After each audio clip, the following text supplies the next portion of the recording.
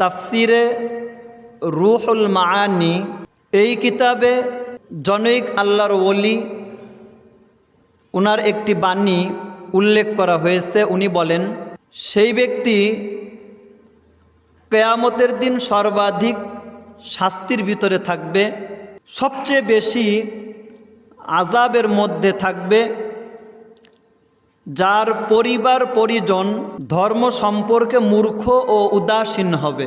তাহলে কিয়ামতের দিন সবচেয়ে বেশি শাস্তি হবে,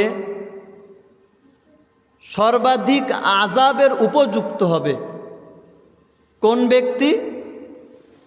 যার পরিবার পরিজন, যার অধীনস্থ লোকেরা ধর্ম সম্পর্কে, ধর্মীয় জ্ঞান সম্পর্কে মূর্খ এবং উদাসীন থাকবে, তার কবরে শাস্তি বেশি হবে, কিয়ামতে তার শাস্তি বেশি হবে।